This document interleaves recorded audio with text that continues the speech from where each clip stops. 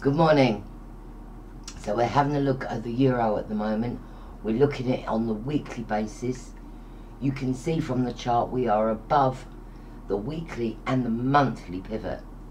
Now if I drag this over, I can show you a little better. If you look here, you can see also we are above the 9 weekly moving average, which is at 113.93.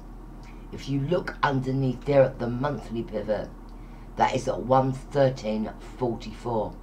So again, this is being captured on a close basis by the 200-day moving average.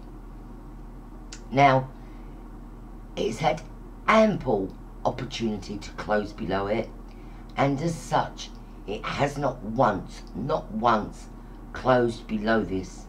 So I have to concede that the euro needs to trade higher before we go lower.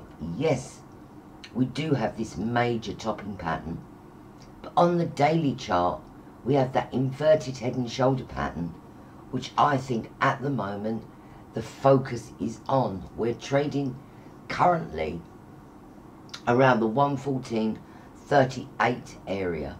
So we've got this 50% here at 114.43.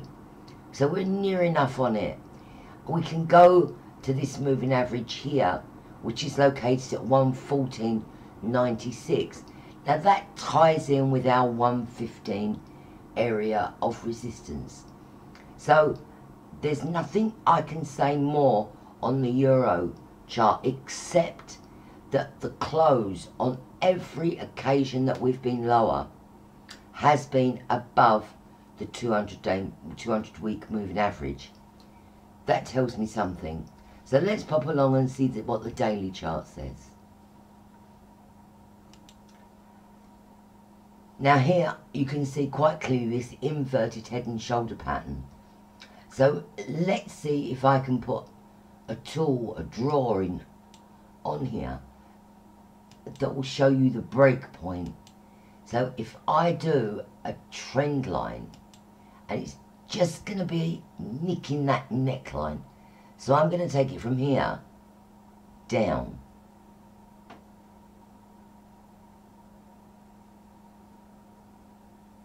Okay, now at that point you can see that we have actually broken through. So if we can get through that 38.2 at 114.42, I don't see any reason why we can't trade higher going through to the end of the year. You do have this pattern. The measured target on this pattern is 116.85. So please bear that in mind. We are at the 55-day moving average, which is at 114.36. So all to play for. We've broken above the trend line. We've got that 38.2 that we've got to get through. We've got to get through this 55-day moving average.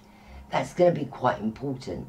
But if we can do it, the euro dollar is going to rise. Look how we've made this pattern. And as I said, the most important thing is the fact that we haven't been able to close below the 200-week moving average.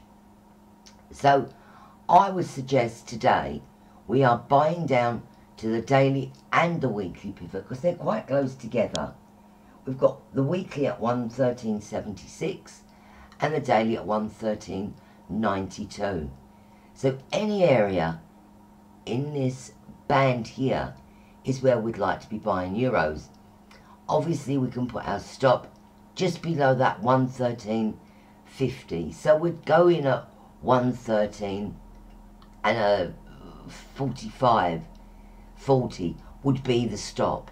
Okay, but for the time being, I think we need to look at buying dips. Good luck, and I'll be with you all day.